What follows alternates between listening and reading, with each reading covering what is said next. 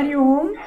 I welcome you all to this Bhagavatam session, and I'm very happy to see you all coming back. So it's wonderful to restart Bhagavatam again. Om Sri Gurubhyo Namaha Satchidananda Rupaya Vishwotpathyadihetave Tapatraya Vinashaya Sri Krishnaya Vayam Numaha Yam Pravrachantamanupetama Pretakrutyam Dvaipayano Viraha Katara Ajuhava Putreti Tanmayataya Taravobhineduhu Tam Sarvabhuta Hrudayam Munimanatosmi. Om Hari Om. It has been a wonderful experience studying Bhagavatam in the last 18 months and sharing the experience with you all. And in fact, Bhagavatam should not be studied just once, and especially people of our age, if we want to have that God consciousness, God realization, pick up one Purana and read that again and again and again. So you will develop the connection with your Ishtadaivam, and that connection should stay in such a way all through that 24 hours of the time. After 24 hours, just forget about that few hours of deep sleep. But even if we wake up in the middle of the night with a disturbed sleep, our Ishtadaivam should come to our mind. And that is how we should carry on our sadhana to achieve that ultimate goal of life. So last time our Swamiji had blessed, and that the whole of Mahapurana went so well. So this time also I seek the blessings of our Guru, and our master is in US now. So he had sent this message for us all. May the class bless the speaker and the listeners. May the teachings of Lord Krishna continue to improve all of us each and every moment of our life. May it help in our self-growth, transformation, and discover the freedom through Bhakti Yoga, through Karma Yoga, Bhakti Yoga, Jnana Yoga, and Dhyana Yoga. Best wishes and blessings and prayers for a wonderful start and continue to progress on this spiritual path. So in the last 2.5 months, you all might have continued with your sadhana. And repeating the same thing again is going to help us into deeper and deeper aspects of us. So this time, what I am going to do is the stutis of Bhagavan. So many people have done the stuti. Kunti Stuti, Bhishma Stuti, Prahlada Stuti, Gajendra Stuti, Brahma Stuti. So like that there are so many stutis are there, and all these stutis repeated the same thing. What is that same thing? The same thing, what they said is, Bhagavan, you are all pervasive consciousness. You created the world. You entered all of the beings. And you are supervising all the jivas' activities. So ultimately, they go back to you. They reach your abode. So this is what, and they have described in an elaborate way about the creation, sustenance and resolution. We should not get bored with the same thing again and again. Last time I rushed through because I wanted all of you or all of us to have an overview of the Bhagavatam. So what are all the stories and who are all the devotees and how they suffered in their life and how Bhagavan rescued them. So I wanted to go through all those things. So that is why whenever that stuti came, I had cut short because it's a repetition. So this time I'm not going to cut short on that. I'm going to spend more and more time on the stutis. So what is going to happen to us is, each time we study the stuti, that stuti should not be from Kunti Devi or Prahlad Maharaj or Brahmaji. It should not be from them. It should be from us, from within. And we are doing that stuti. We should experience that. We should have that bhava of the gratitude, that bhava of the intense love for Bhagavan, and that bhava that Bhagavan is mine. I am so happy. Krishna is mine, and I enjoy glorifying the Krishna. That is how the feeling should come. So we are going to go through that, and there will be few meditations here and there.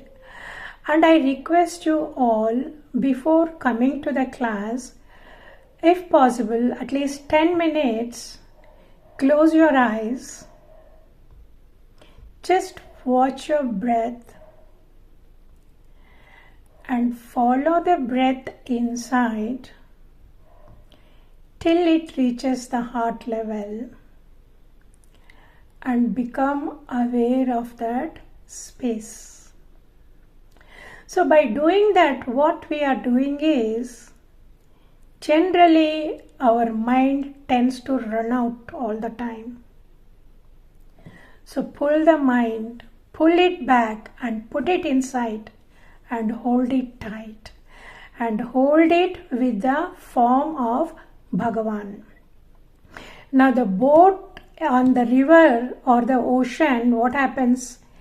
If you don't tie it to the pole, that boat is going to go away according to the direction of the wind. And the boat will get lost. The wind will be there. You can't do anything about the wind. But you can hold on to your boat safe and secure by tying it to the pole. And that pole is going to be Bhagavan in our heart. Our mind should be tied to the lotus feet of Bhagavan and hold it tight, no matter what desire comes. The desires will come and go. The memories from the past will come and go. But don't bother about that. Tie your mind closely to the lotus feet of Bhagavan and hold it there. So over a period of time, what happens is, no matter what happens around us, what kind of challenges we come across, and what kind of noises are around, it should not disturb our mind, because the mind is very, very tightly tied to the lotus feet of Bhagavan. And not only just tying, we have to experience that joy, that immense pleasure in ourselves. So till then keep practicing. So when you enjoy something, when you are expressing, experiencing the joy inside us, the mind is not going to go out, because the mind is enjoying the lotus feet of Bhagavan. Do that abhishekam of the feet regularly, and when you are doing it, we do it in such a way, we should feel the Bhagavan's feet in our palms. That cold, that warmth and that softness of the Bhagavan's feet, how does it feel if we actually touch it? That feeling, that emotion should be there all the time. We should experience that. And over a period of time, what happens is, when you are experiencing it, that experience starts spreading from the hand to the arms, to the shoulders, to the chest, and to the whole body. So when that happens, nothing in the world can disturb us. Nothing can pull our mind away. And at the same time, we need not worry, if I am sitting with a God, how I am going to perform in the world. Nothing will happen. In fact, we will be able to perform better, and our reaction levels also comes down. And even if somebody says something, some insult or something which is very, very common, we will be able to ignore it. Why? We don't have to answer. Why should we answer the Maya? We know everything is a Maya. Just do only the important things. So we have to be in the world. We have to know when to pay the telephone bills. We have to know when to pay the taxes, and when we know when to go for the hospital checkups. So that kind of thing we just have to little remember, and it is not difficult to remember. The rest of the things we need not worry that much, because most of our responsibilities, most people here, our responsibilities have reduced. And don't say, I have got this big responsibility. We don't have big responsibility. It is all in the state of mind. If you love God, your biggest responsibility is to offer yourself completely to God. If you feel, I have this much of responsibility in the world, that means what? God is second, and first rank goes to our material world. So if that happens, slowly work in such a way, God gets the first place, and you won't believe the performance in the house or the family dealings also becomes better and better. How it becomes better and better? Because our mind is calmer. The decision making becomes easier, and it becomes easier to take the failures also, because we are not, it is unreasonable to expect whatever we work on, it will succeed. It's not going to succeed. That is the universal law. It's not going to succeed. If it keeps succeeding, what happens? Only our ego will bloat, and then who is going to suffer? Only we are going to suffer. This Maya is so powerful, it will find an excuse to pull us into the world. So with that, what I plan to impress on this talk is to meditate as much as possible with Bhagavan in your heart. So Bhagavan is there all the time, and when the mind is focused like that, when you listen to Bhagavatam, that Bhagavatam will take you to the deeper aspects of us. So all along we were like waves on the ocean. We hold on to its one particular wave, and then the next time another wave comes and take over.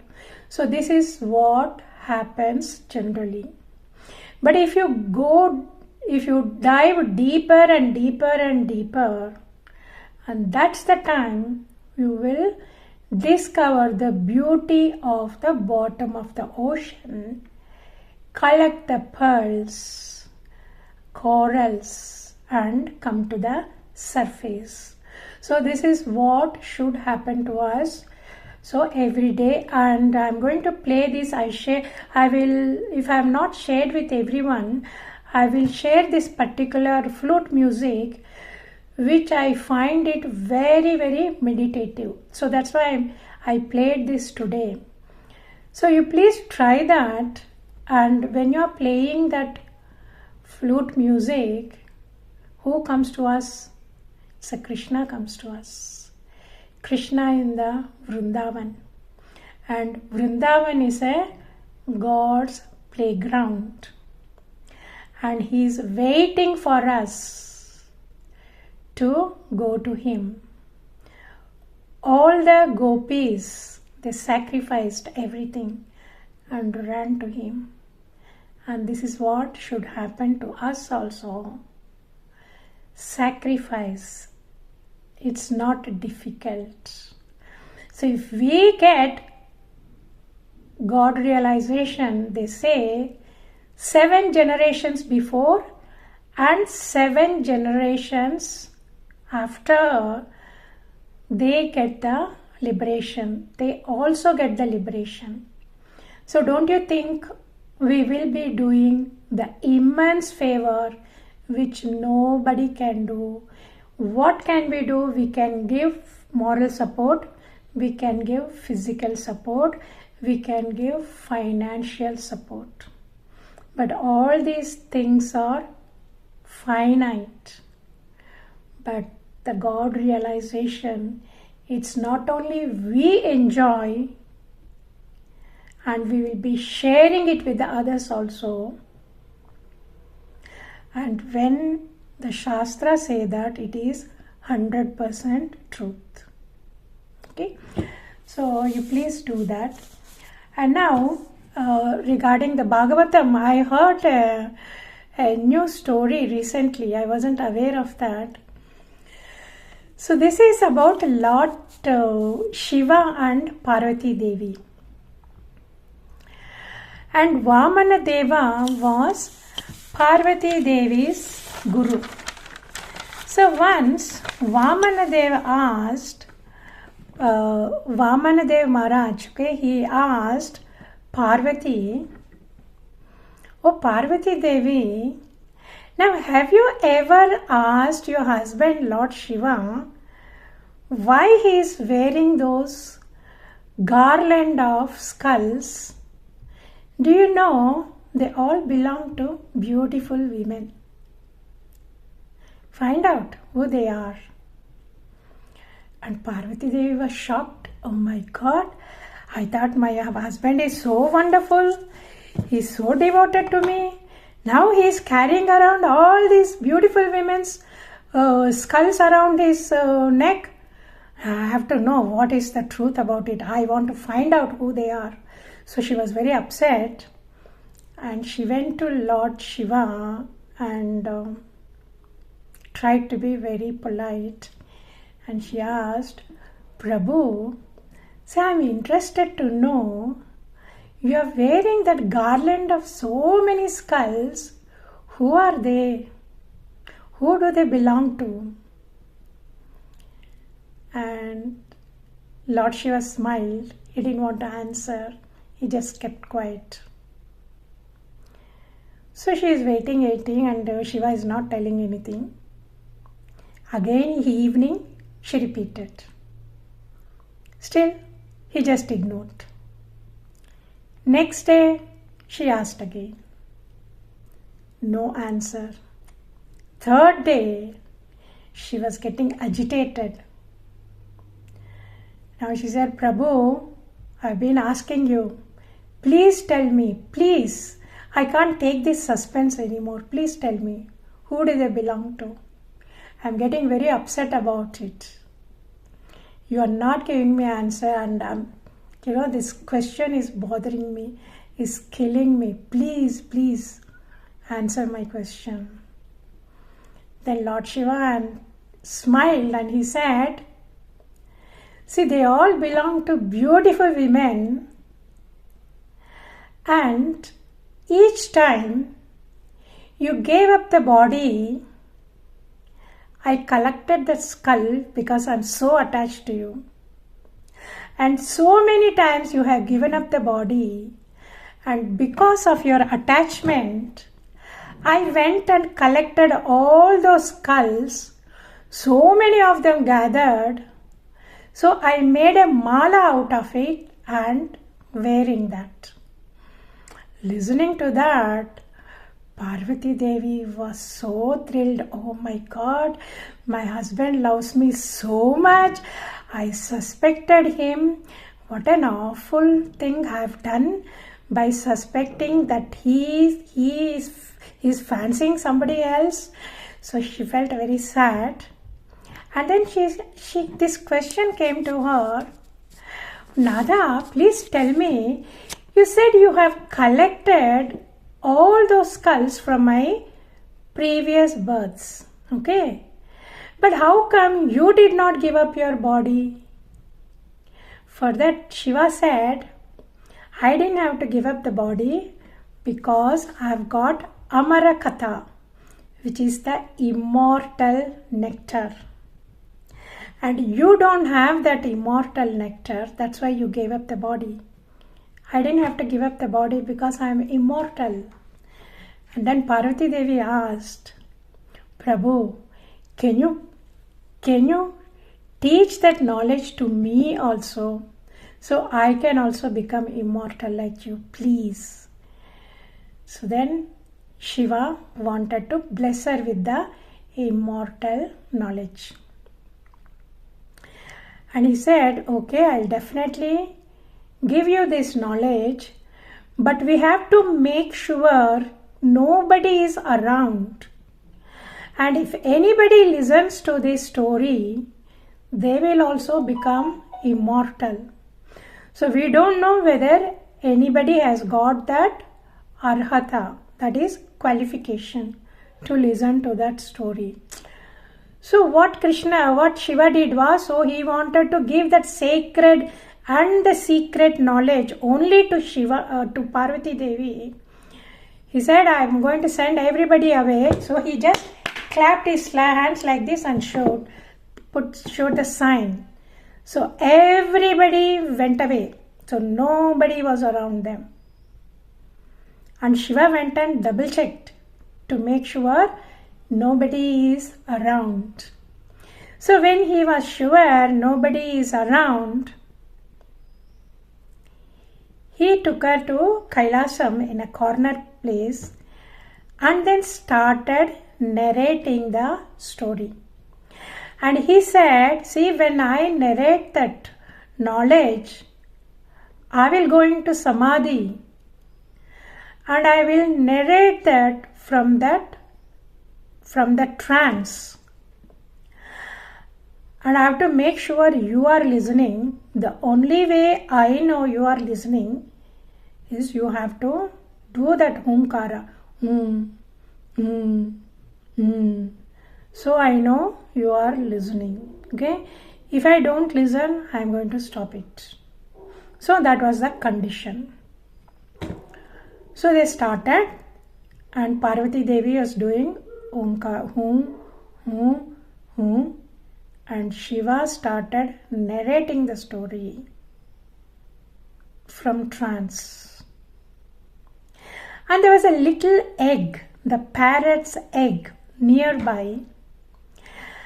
And by God's grace only, that egg just hatched at the time when Shiva started narrating the story. So from the beginning, that little chick had heard the story. And Parvati Devi heard that story, and when she was listening to the story, she went into divine ecstasy.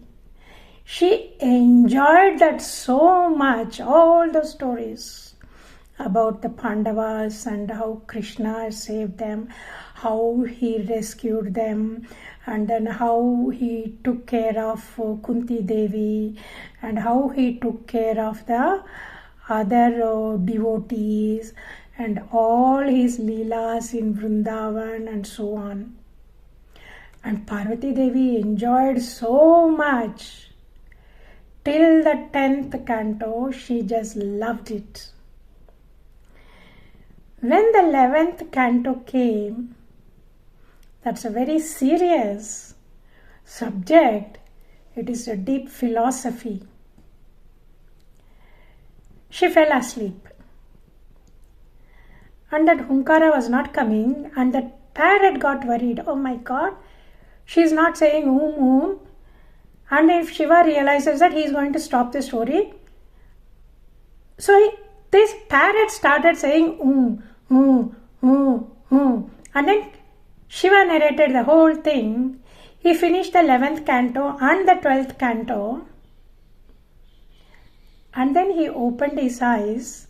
At that time, Parvati Devi also opened her eyes because she fell asleep.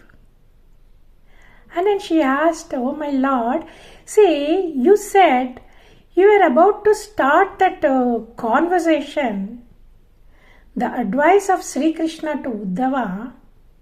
What happened? Why didn't you go ahead after that? Why did you stop it? And Shiva said, I said it. I narrated the whole thing. What happened? Did you fall asleep? And said, yeah, I fell asleep.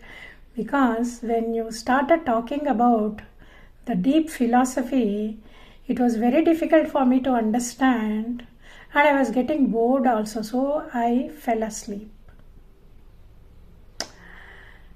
And Shiva thought she missed the best part of it.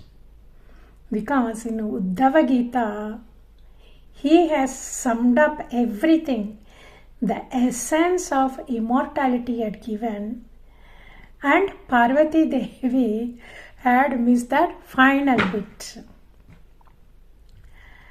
And then he suddenly saw the chick, the parrot chick sitting there, and he got very angry with that.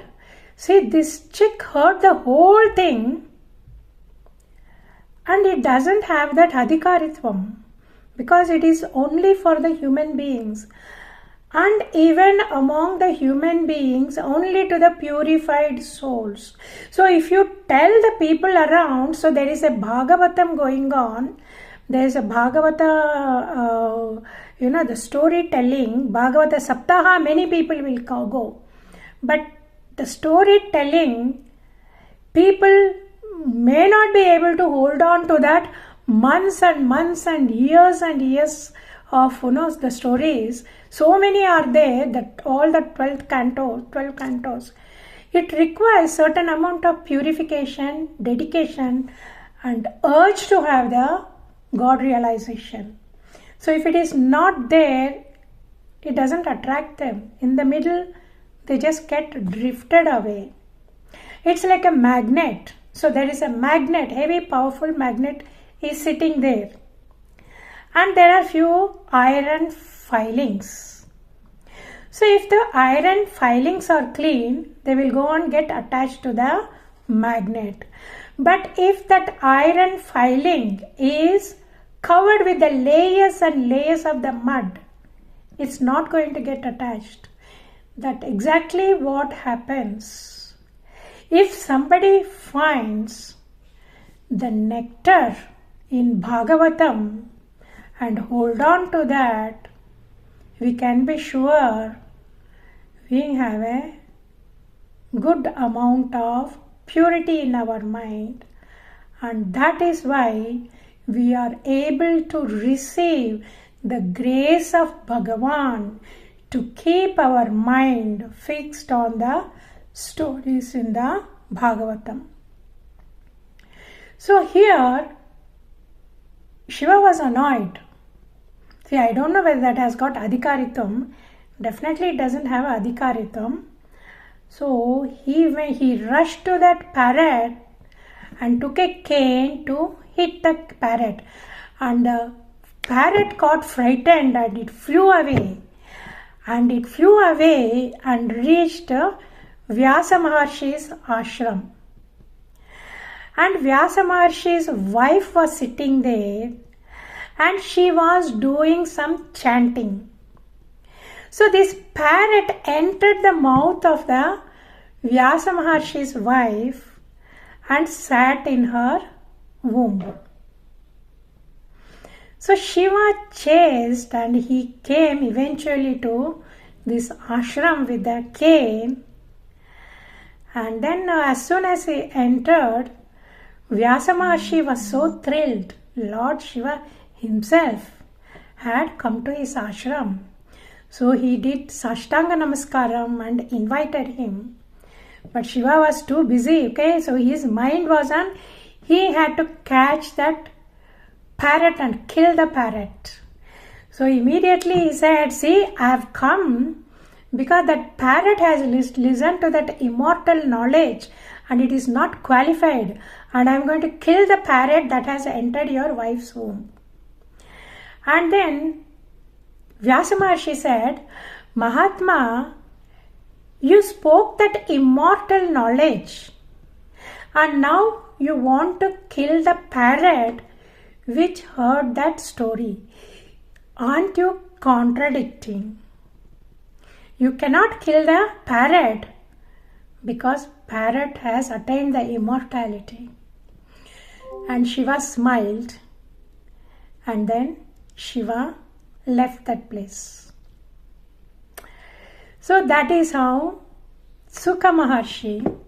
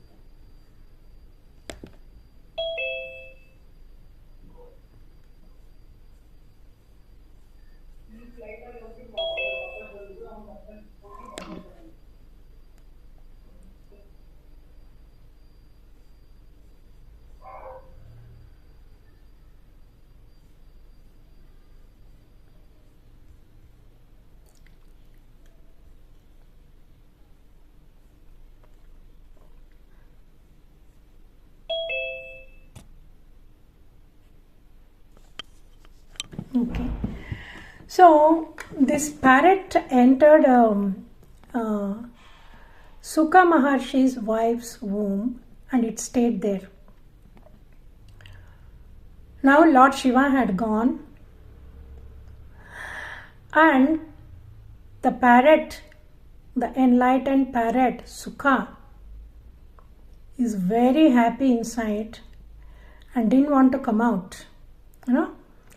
Did not want to come out because this world is a Maya and he didn't want to get attached, get entangled in the Maya. So he felt too comfortable and frightened of coming out into the Maya. Then Vyasa Maharshi had to persuade him to come out. And that is how he came out. And as soon as he came out, he just started walking away from the father. Because he didn't want any interaction with the father. And he was afraid of for him it's all Maya. And what's the point? The talking is a Maya. The people are Maya. Objects are Maya. So it didn't make any sense for him to stay there. So he started walking. And when Vyasa Maharshi, out of that affection, Putra, Putra, Putra, wait. And it's not a Putra anymore. It's not an individual anymore. Because he is all-pervasive consciousness. He is. That consciousness is. That isness. That consciousness is in all the plants, all the trees, all the birds, all the animals, and is everywhere. So they started answering. It's not one individual answering, it's the total. So this is one story I heard about how the Bhagavatam had come. The other is Vyasa Maharshi had written 18 Puranas and compiled all the Vedas, and he divided them into 4 parts and he had given to one Veda to one Maharshi in charge, and they are supposed to be spreading it everywhere. So when we say compiled, so that compilation means he is not using his own intelligence. He has collected all the information given to him by the other rishis. And how did these rishis get this knowledge? These rishis received those mantras when they are in the deep state of contemplation. So they are cosmic sounds. They are not the ones created by the human intellect. They are the cosmic sounds. They are the word form of Bhagavan. Vedas are the word form of Bhagavan. And that is why when Veda mantras are chanted, they are so powerful.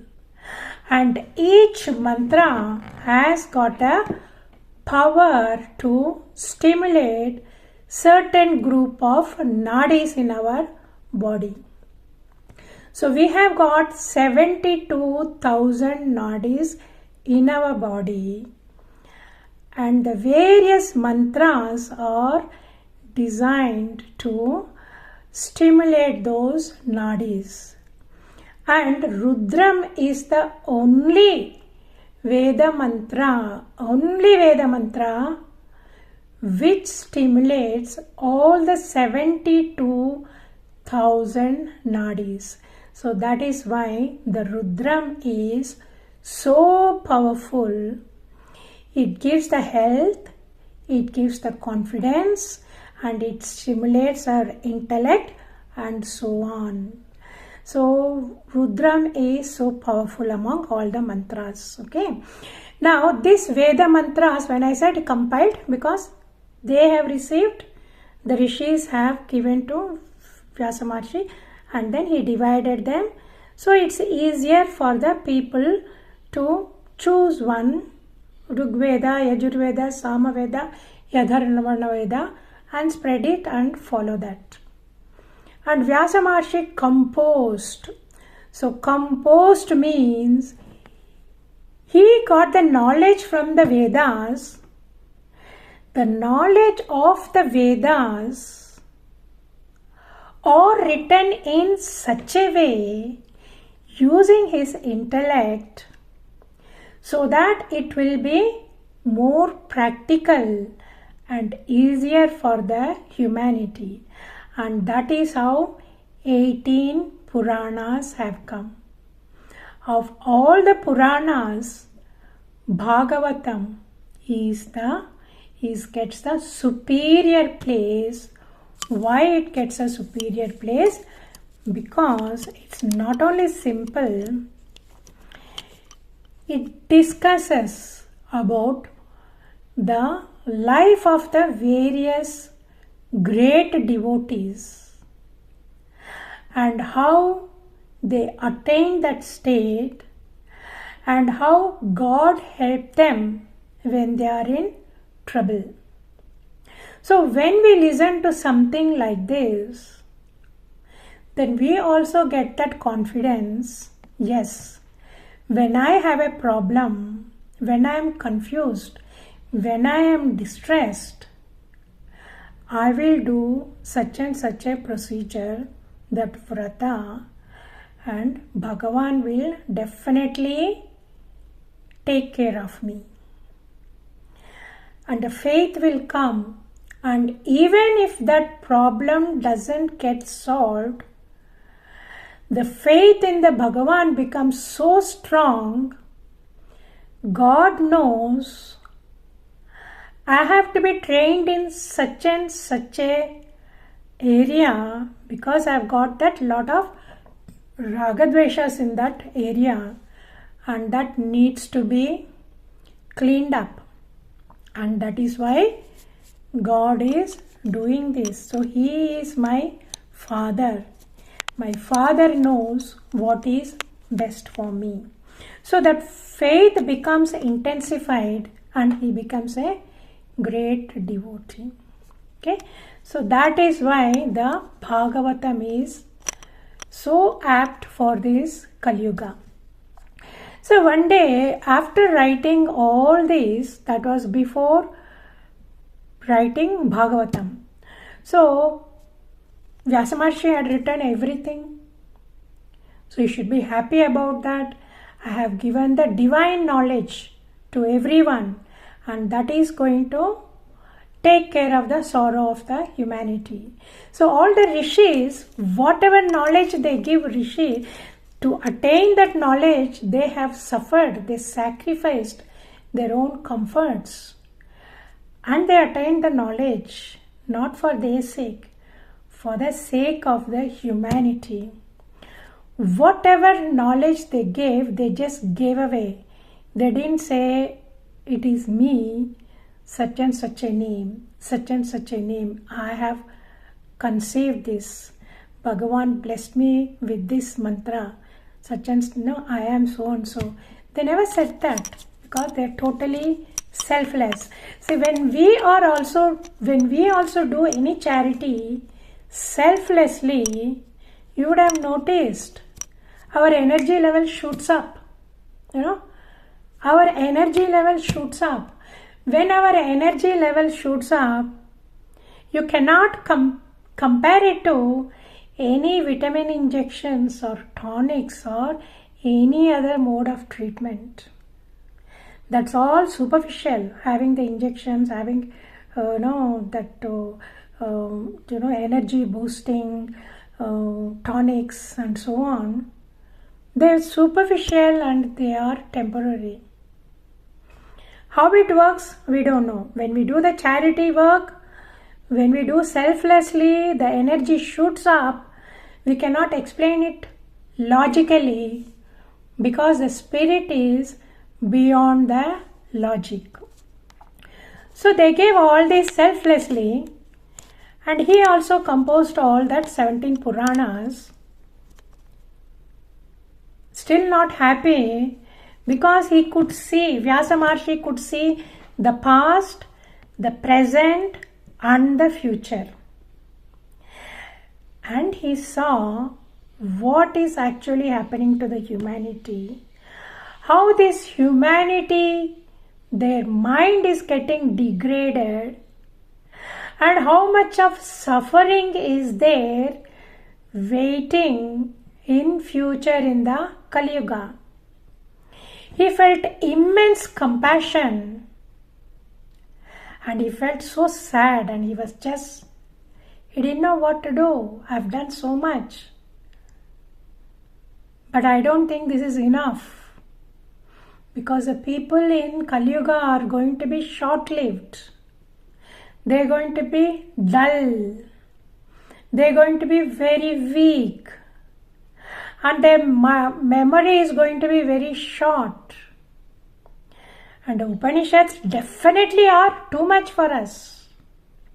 And the Puranas also, they are great, they are okay. But not enough to quench the thirst, to fulfill the needs of the humanity in the Kali Yuga. So he was just sitting, this is not enough for them. What else can I do? So he couldn't think of anything else.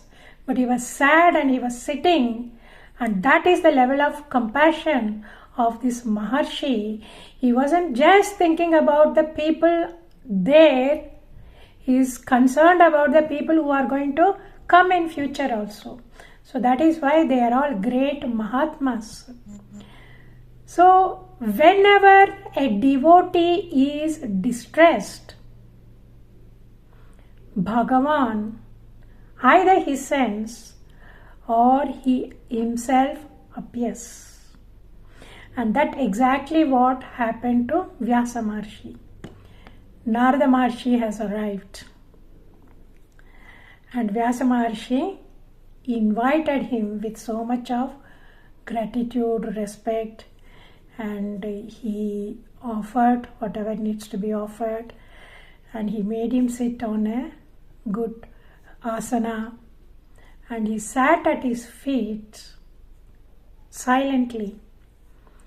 And Narada Maharshi, Triloka Sanchari, he knows. So he said, Maharshi, you have done so much of literary work. It's commendable. But why you are not having that satisfaction? What is troubling you? I can see that on your face. Please tell me. Is there anything I can do to relieve your pain? And then Vyasa Maharshi said, yes, Mahatma. So this. And in Kali Yuga is going to be the Ghora Kalam. And the human beings are going to suffer.